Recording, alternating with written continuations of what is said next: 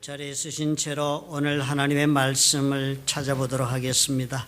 요한복음 7장 53절부터 8장 11절의 말씀이 되겠습니다. 다 각각 집으로 돌아가고 예수는 감람산으로 가시다.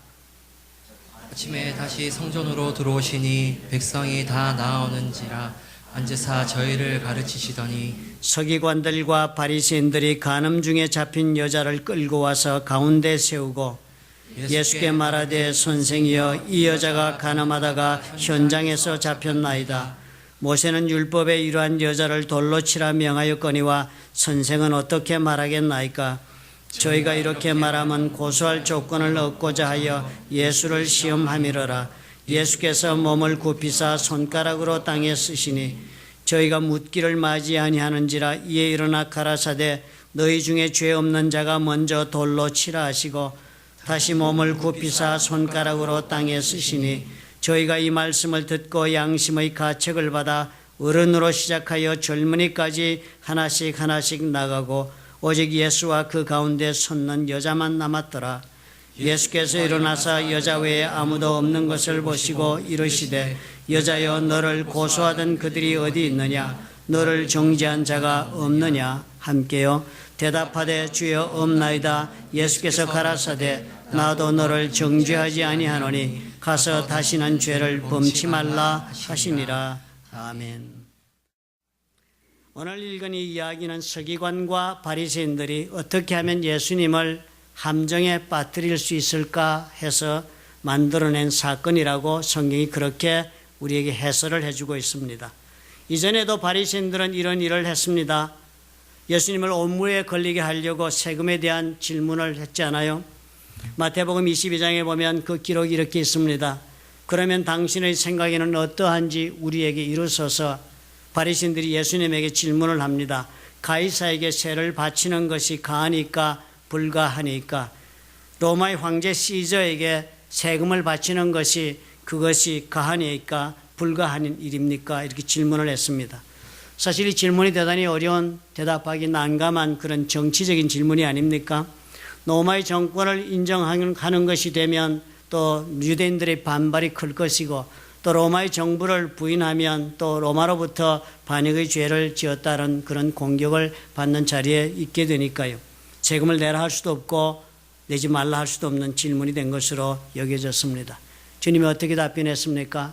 저들에게 쇳돈을 내게 보여달라 부탁을 하시고 가져온 데나리온 하나를 주님이 보시고서는 그 동전과 거기에 새겨진 화상을 그들에게 보여주면서 이 형상과 이 글이 네 것이냐 물었습니다. 모두 다 이구동성으로 대답했습니다. 시저의 것이니이다. 그러자 주님 대답하지 않았어요. 시저의 것은 시저에게, 하나님의 것은 하나님에게 바치라. 그렇게 절묘한 답변을 주시면서 바리새인들을 무색하게 만들었던 일도 있었습니다. 그런 일을 벌였던 바리새인들인데요. 이번에는 우리 주 예수 그리스도를 또 다른 함정에 빠뜨려 어떻게 해든지 무너뜨려야겠다는 생각에 새로운 문제를 가지고 주님을 찾아왔다 기록합니다. 서기관들과 바리새인들이 간음 중에 잡힌 여자를 끌고 와서 사람들 가운데 세웠습니다. 그리고 예수께 말하되 선생이여 이 여자가 간음하다가 현장에서 붙잡혔나이다. 현행범을 잡아온 것입니다. 그리고서는 주님께 이렇게 어필을 합니다. 모세는 율법에 이러한 여자를 돌로 치라 명하였거니와 선생은 어떻게 말하겠나이까? 라고 질문을 했습니다. 레위기 20장 10절에 분명한 심판의 글이 적혀 있습니다. 누구든지 남의 아내와 간음하는 자, 곧 그 이웃의 아내와 간음하는 자는 그 간부와 음부를 반드시 죽일지니라 하는 것이 모세의 율법의 명백한 판결 구문입니다. 여러 가지 죄 중에서 이 간음죄는 특별히 십계명에 명시된 제목인 까닭에 지금 이 사건에서 이 간음죄를 들고 나오는 이 장소에 지금 일어나고 있는 사건의 긴박성을 우리가 능히 짐작할 수가 있습니다. 세금 문제로도 주님을 어떻게 할 수가 없었고 또 안식일 문제로도 우리 예수님을 어떻게 할 수가 없게 되자 이번에는 피할 수 없는 사건을 만들어 온 것입니다. 모세 율법대로 해야 한다고 답을 하면 어떻게 되겠습니까? 늘 주님께서 가르치던 자비와 용서의 가르침을 배신하는 그런 본인이 직접 가르친 말씀과 배반되는 그런 가르침을 결론을 내는 것이 되어서 스스로가 자신의 권위를 무너뜨리는 그런 답을 주는 사람이 될 것이고, 또 죄인을 용서해라 주라 하면 모세의 율법을 부인하는 결과가 되어서 결코 이 자리에 존경받는 자로 살아남을 수가 없는 것입니다. 그런 자리에서 예수님은 참으로 절묘하게도 어떻게 대답을 주십니까? 너희 중에 죄 없는 자가 먼저 돌로 치라. 그리고 예수님 말씀을 듣고는 저희가 이 말씀 듣고 양심의 가책을 받았다고 그랬습니다. 그래서 어른으로부터 시작하여서 젊은이까지 하나씩 나가고 오직 예수와 그 가운데 섰는 여자만 남았더라, 성경은 적습니다. 대단한 장면이 아닙니까? 우리가 그냥 늘 흔히 읽고 지나가는 것 같지만 가만히 생각해 보면 엄청난 일이 지금 벌어진 것입니다. 그러자 예수께서 일어나십니다. 모든 사람 다 가고 난 다음에 여자 외에, 예수님과 여자 외에는 아무도 없는 것을 보시고서는 말씀을 하세요. 여자여, 너를 고소하던 그들이 어디 있느냐? 너를 정죄한 자가 없느냐? 물었습니다. 그 여자가 답변을 했어요. 주여, 없나이다. No one, Lord. 주여, 아무도 없습니다. 내가 지금 그 모든 정죄받는 사람들로부터 둘러싸여 이제 홀로 된 자신의 그 모습을 주의 질문을 통해 직접 확인한 것입니다. 그리고 주께서 말씀하세요. 나도 너를 정죄하지 아니하노니 가서 다시는 죄를 범치 말라 말씀하시고 여인을 보냅니다. 대단히 감동적인 장면이 아니에요? 심판을 받아 돌에 맞아 죽게 된 그 간음죄를 저지른 여인을 구해내실 뿐만 아니라 주님이 또한 가르치고 있던 그 말씀도 그대로 주님이 지키고 실천할 수 있는 그런 장면을 주님께 직접 연출하시고 계신 것이니까 우리가 볼 때 우리 마음속에 길게 여운이 남습니다. 감동이 넘치지 않을 수가 없습니다. 공감이 있고, 그리고 또 참으로 이상하게도 우리의 영혼이 예수 그리스도의 이 사건으로 인하여서 어떠한 카타르시스를 느끼는 것도 우리가 왜 이유에 그렇게 느낄까요? 사실 이 가늠한 이야기에 영감을 받아 소설을 쓴 소설이 하나 있습니다. 나다니엘 호톤이란 작가가 1860년대에 The Scarlet Letter, 주홍빛 글씨라는 소설을 씁니다. 당대 명작이 됩니다. 19세기에. 그리고 나다니엘 호톤은 이 하나의 작품으로 자신에게 있어서도 대표작이라 하고 유명한 소설가로 자리매김을 합니다. 그 내용이 그렇습니다. 오늘 읽은 이 내용과 동일한 그 플롯을 가지고 소설을 썼습니다. 한 여인이 아이를 뵙니다. 그 아이를 뵌 여자가 있던 그때 사건의 배경은 그 당시 퓨리탄 청교도들이 살고 있는 퓨리탄 매사추세츠 처음으로 청교들이 오지 않았습니까? 퓨리탄 매사추세츠 베이 컬러니, 바로 그곳에서 그 청교도 사회에서 일어난 사건이었습니다. 홀로 사는 여자가 아이를 배웠으니까 당연히 간음의 사건이라 분명하게 그렇게 단정 지을 수 있는 상황이었습니다. 동네 가운데로 온 그 청교도들이 그 여자를 끌고 나옵니다. 그런 동네 가운데 있는 스캐폴드 앞에 그 여인을 끌어내고서는 그 여자의 가슴에다가 주홍빛 글씨로 영어의 adultery, 간음을 뜻하는 글자 A를 따서 써붙이고서는 많은 사람들 앞에서 수치와 수모를 당하게 합니다. 여러 시간 그렇게 수치와 수모를 준 다음에 그 여인이 질문했습니다. 너 간음의 상대가 누구냐? 고백하라. 그리고서는 평생을 앞으로 그 간음의 죄를 지은 그 여자는 그 동네 사는 한 주홍빛 글씨 A가 새겨진 옷을 입고 살도록 하는 것이 그들의 심판의 내용이었습니다. 끝까지 여인은 입을 열지 않습니다. 이 여자의 이름은 헤스터라고 그 소설에 적습니다. 그리고서는 사람들의 눈을 피해서 외딴 곳에서 오두막집에 홀로 술을 놓고 생계를 유지하면서 삽니다. 그렇지만 정작 이 여인은 그럼에도 불구하고 본인 스스로 생각하기는 나는 끊임없는 하나님 앞에 회개를 통해서, 참회를 통해서, 그리고 사람들 앞에 이런 수치와 수모를 당하고 심판을 받음으로 나는 용서받았다라고 본인은 그렇게 떳떳하게 생각하면서 이 헤스터는 외딴 오막집에서 그렇게 살았습니다. 그리고 딸을 놓았습니다. 그리고 딸을 키우면 손주 그렇게 사는데 정작 이 간음죄의 파트너였던 사람은요, 스스로 굉장히 괴로워하며 삽니다. 자신은 이 죄가 남들 앞에서 공개되지 않고 홀로 가슴속에 안고 사니까요, 그 죄를 지었다는 죄의식 때문에 본인은 그 죄의식 때문에 너무 그 영혼이 고통스러워서 그 영혼의 고통이 육체적인 질병으로 발전해 나와서 몸까지 질병 속에 아픔을 겪고 삽니다. 그런데 이 두 사람이 그래서 이제는 이곳을 떠나서 우리가 살자, 유럽으로 가자, 두 사람이 그렇게 작정을 하지만 그 다음날 그 남자는 본인의 그 죄를 고백하지 않은 채로 살 수가 없어서 자신의 죄의식 때문에 지 동네 스캐폴드, 그 헤스터가 심판을 받았던 스캐폴드에 스스로 기어 올라가서 자신의 죄를 고백하고는 자살하고 맙니다. 그렇게 이 사람 본인의 죄를 끊습니다. 그러나 이 여인이 홀로 그곳을 떠나요. 그리고 수년 후에 다시 돌아옵니다. 그래서 자기가 살던 외딴 오두막에 들어가서 그 남은 여생을 주홍빛 글씨가 새겨진 옷을 입고 살았다. 이렇게 적혀 있습니다. 대단히 그 당시 이 소설을 로맨스 소설이라고 그렇게 불렀다 합니다. 이야기 자체가 어떻게 해요? 오늘 우리에게 대단히 이 이야기를 읽으면서 참으로 우리 주님의 이 간암의 여인을 처리한 사건과도 그 구성이 흡사하고 느끼는 그 감동이 비슷합니다. 간음죄를 저질렀다 심판받아 지금 본인은 용서받았다 했지만 결국은 어떻게 해요? 그 죄의 심판의 표시인 주홍빛 글씨가 새겨진 옷을 입은 채로 살았던 사람의 이야기를 하겠습니다. 이 동일한 이 두 이야기를 보면서 우리가 동일한 우리가 감정적인 그런 감동을 느끼는 데는 참 특별한 그런 우리 공감의 이유가 있는 것입니다. 우리는 무엇보다 이 사건과 이 소설의 이야기 속에서 언제나 우리는 살아가면서 심판의 자리에 내가 앉아서 남을 정죄하면서 살아가는 내 모습을 우리는 누가 말해주지 않아도 스스로 발견하고 있기 때문입니다. 이 서기관과 바리새인들, 이들이 들고 나온 예수님을 꺾을 수 있는 도구가 무엇이었습니까? 사람들을 심판의 힘으로 제압할 수 있는 그들의 도구는 모세의 율법이었습니다.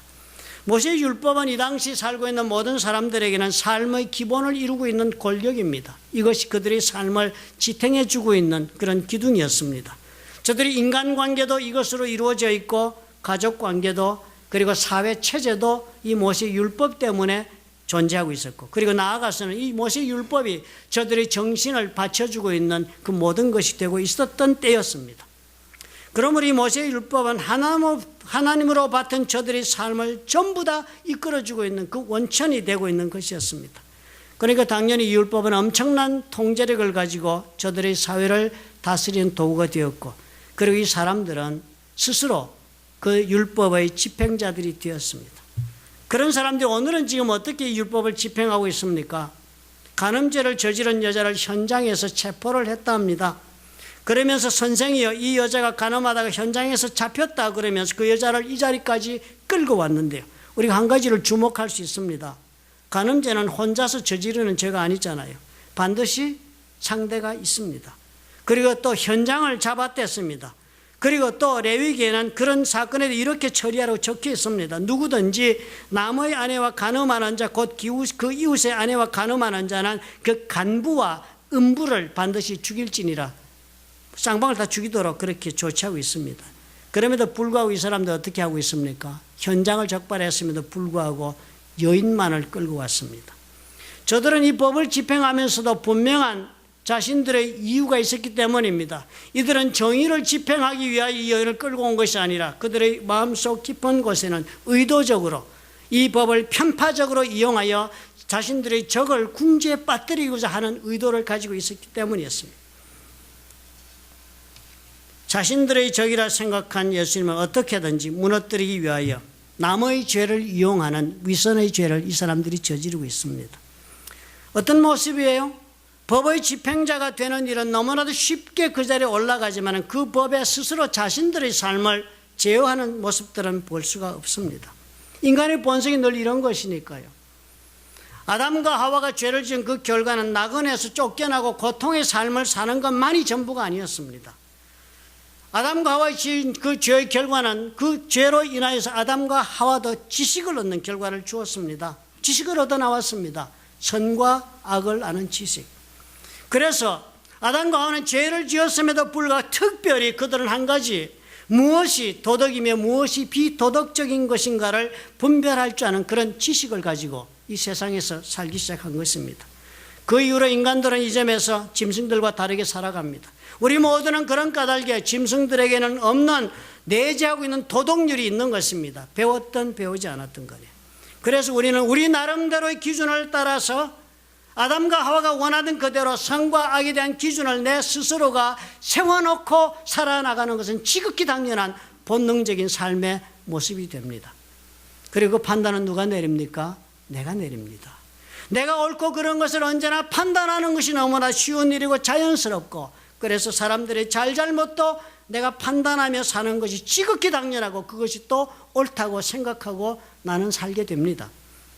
그래서 우리는 결국 그렇게 되고 말지요. 내가 세운 도덕의 기준으로 남을 판단하는 데는 열심히 있지만 그 도덕의 기준으로 나를 판단하는 일에는 무척 관대하기 짝이 없습니다.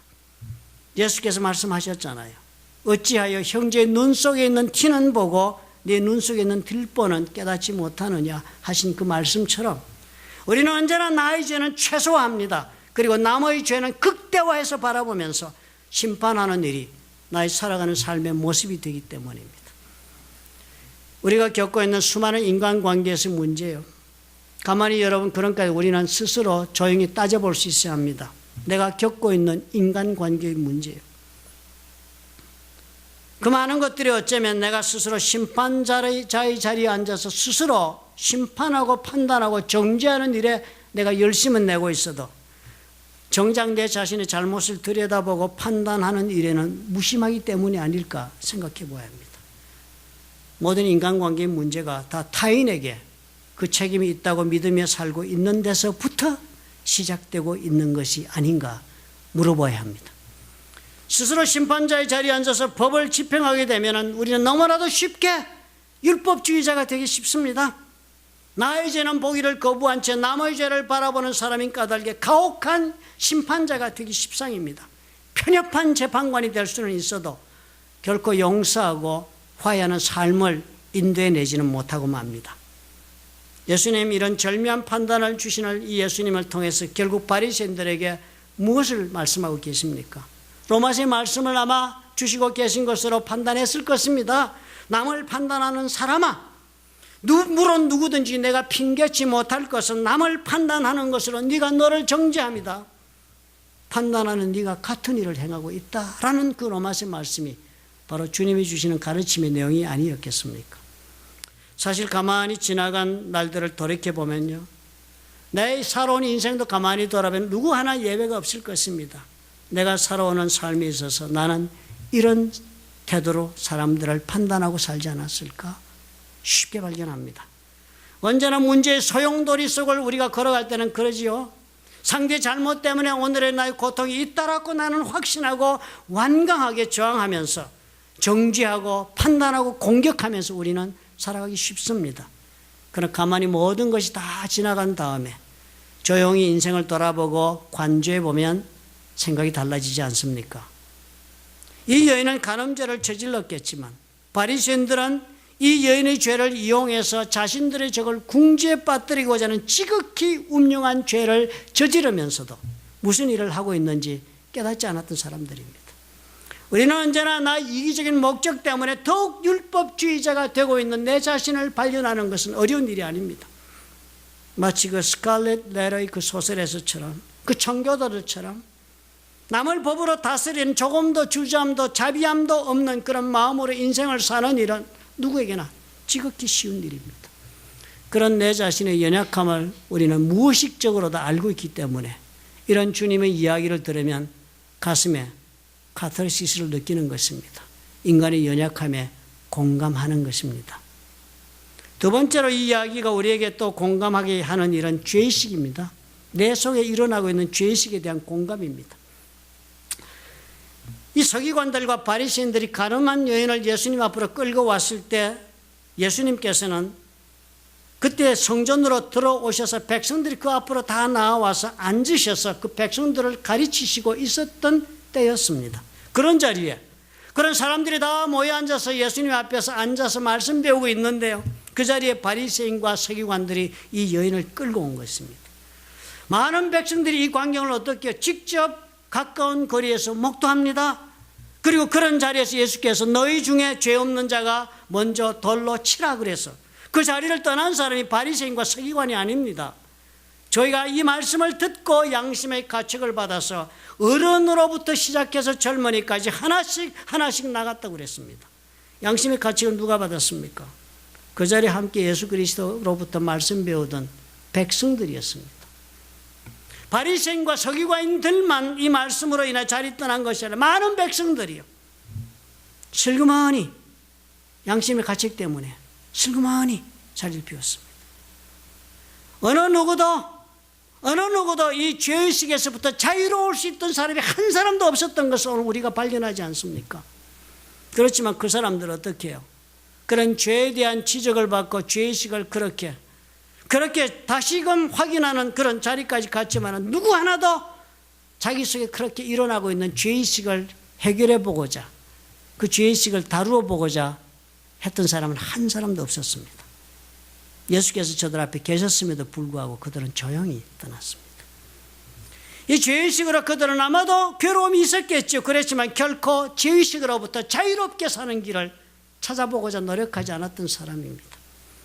우리가 이 모습에 지극히 큰 공감이 가기 때문입니다. 그래서 이 이야기는 나의 이야기가 될 수도 있습니다. 우리는 우리 속에 일어나는 깊은 곳에 숨겨져 있다가 때때로 수면 위로 떠오르는 것처럼 그렇게 떠오르는 죄의식을 경험하지 않습니까? 그럴 때면 우리는 어때요? 괴롭습니다. 내 기억 속에 남아있고 그래서 간혹 이렇게 무의식 속에 침잠에 있다가 떠오르는 이 빙하가 오르듯이 올라오는 이 죄의식 때문에 이 해결되지 못한 죄에 대한 이 나의 자의식은 나를 끝없이 괴롭히고 흔들고 그리고 추한 모습으로 살게 그렇게 만듭니다. 내 속에 해결되지 못한 이 죄의식 때문에 나는 까닭없이 화를 내지요. 사람들이 이해하지 못하는 이상한 행동을 하지요. 나는 내 속에 해결되지 못한 이 죄의식 때문에 터무니없이 내가 가장 사랑하는 사람에게 조차 상처를 주는 일을 쉽게 반복합니다. 그러면서 나는 어떻게 해요? 깨닫지 못하고 삽니다. 우리는 이렇게 숨겨진 채로 죄의식을 끌어안은 채로 그렇게 감추인 채로 살아도 좋은 줄로 알고 삽니다. 나다니엘 호턴 그렇게 살면 어떻다고 소설을 적었습니까? 죄의식을 그렇게 품고 아프게 살면 몸에 병도 생기고 인생을 망친다고 합니다. 공감이 가지요. 그럼에도 불구하고 우리는 어떻게 우리 영혼의 아픈 것을 보는 것이 두렵습니다. 마치도 환자가 자신의 병을 확인하는 것이 두려워서 몸이 아픈데도 의사를 찾아가려고 하지 않듯이요. 우리에게도 나의 죄된 모습을 직시하는 그 두려움 때문에 무의식 중에 우리는 모든 것을 피하고 덮어버리며 괜찮아 그렇게 살아가려고 합니다. 그리고 그 결과는 뭐예요? 고통이지요. 주홍빛 글씨 그 소설 속의 그 남자요. 자신의 죄를 결코 드러내지 않고 가슴에 품은 채로 살려다가 결국은 죽고 말았다는 이야기. 남의 이야기 아니지요. 나에게는 저 가늠한 여인처럼 저렇게 공개적으로 나를 드러내 보여줄 용기조차 없고 그렇게 나를 또한 직시할 마음도 없지는 않은가 생각하게 되니까 이 가늠한 여인의 이야기는 내 가슴에 감동이 되는 것입니다. 왜 내가 예수가 필요할까 깨닫는 사건이 아닙니까? 세 번째, 우리는 이 이야기를 통해서 예수님의 영혼에 대한 마음을 봅니다. 죄는 미워하여도 죄인은 미워하지 않는 예수님의 모습을 우리가 발견하지 않습니까? 많은 사람들이 몰려왔습니다. 한 약한 여인을 그토록 수모를 주며 고통을 주었지만 예수님은 이런 지적이 없었습니다. 아무 얘기하지 않았습니다. 모든 같은 죄인들을 심판을 하는데요. 정작 심판의 주가 되시는 심판할 수 있는 분은 오히려 입을 다물었습니다. 죄에 대한 지적조차 하시지 않았습니다. 이미 자신이 지은 죄로 인한 대가를 처절하게 지불하면서 고통 가운데 있는 그 영혼을 보았기 때문입니다. 얼마든지 엄중한 질책하실 수 있고 확실한 다짐을 받은 후에 용서해 주시겠다고 하신들 무엇라 한마디 할 말이 없는 그런 사람이었습니다. 그러나 주님 어떻게 하셨어요? 한마디 말씀도 왜 죄를 지었는지조차도 질문하지 않으셨습니다. 우리는 살아가면서 이런 용서를 받은 것을 여러분 기억하고 있으신지요? 우리는 용서받은 기억이 있을 것입니다. 누구나 다 살면서 어릴 적부터. 용서하면서 훈계하기는 쉽습니다. 그렇지요. 용서하면서 조건을 달기도 더욱 쉬운 일이 됩니다. 또 용서하면서 지나간 죄악을 다시 확인시키면서 재발을 막겠다 하라고 그렇게 할 수 있는 것도 좋은 방법이다. 그렇게 생각될 수도 있을 것입니다. 그러나 우리 영혼의 깊은 곳을 다 보고 계시고 우리를 아는 하나님은 그 문제를 어떻게 다루십니까? 오늘 예수님 보니까요, 전혀 우리 생각을 넘어갑니다. 이 여인의 간음죄로 인하여 일어난 엄청난 이 소용돌이를 가라앉히면서 예수님이 하신 일은 너무나도 놀랍습니다. 용서하시는 그 주님의 말씀 속에 놀라운 치유의 은혜가 들어있는 것입니다. 여자여, 너를 고소하던 그들이 어디 있느냐? 없는 줄 몰라서 이 말씀 하시겠습니까? 너를 정죄한 자가 없느냐? 아마 단순한 이 두 문장은 이 말씀을 듣는 여인의 입장에 있어서는 엄청난 위로의 말씀이었을 것입니다. 또한 얼마나 권위가 넘치는 엄청난 그 말씀으로 인하여 참으로 주님께 의지하고 싶은 마음으로 아마 이 여자는 얼마나 그 자리에 위로가 되었을까요? 수치감으로 죽고 싶었을 그 여인에게 이 말씀은 놀랍게도 치유의 능력으로 다가갔음에 틀림이 없는 것입니다. 그런 까닭 이 여인이 답을 합니다. 주여 없나이다. No one, Lord. 나도 너를 정죄하지 아니하노니 가서 다시는 죄의 삶을 떠나 살지 말아라 그랬습니다. 용서해 준다고 해서 누구나 다 용서를 받아낼 수 있는 것은 결코 아닙니다. 여러분 간단하게 그렇게 생각하신 적 많지요. 죄의 고통이 지나치면 용서보다는 스스로 목숨을 끊기를 구하는 것이 사람들이 하는 일입니다. 하나님 믿고 하나님 앞에 나와 용서받기를 구하는 것이 인지상정들이 아닙니다. 나다니엘 호톤도 그래서 자살한 것을 이야기 적었습니다. 예수를 은 30냥에 팔았던 가롯 유다 여러분 어떻게 죽었습니까? 베드로와는 달리 가롯 유다는 자신의 잘못된 행위에 가슴을 찢고 그리고 목을 메어 죽었습니다. 죄의 무게를 본인이 감당할 수 없었기 때문이에요. 인간 스스로 만든 용서와 예수님이 주시는 용서는 그 모습이 다릅니다. 나다니엘 호톤의 소설에서 헤스더 스스로 용서받았다지만 평생 본인은 어떻게 살았습니까? 그 죄의 옷을 입고 살았습니다. 그것이 인간의 용서예요. 그럼 우리 주님은 어떻게 하십니까? 주님은 저를 용서하시고 이 여인이 말씀하신 것처럼 아무것도 기억조차 해주지 않으시면서 모든 기억조차 지우시고 오직 앞으로 새 삶을 살아라. 두 번 다시 죄에 인한 삶으로 돌아가지 말라. 한 가지만 당부하지 않았습니까? 우리 삶을 돌아보면서 우리는 이 세 가지 문제에 늘 갈등하고 있습니다. 주님의 이 놀라운 은혜를 아니까요.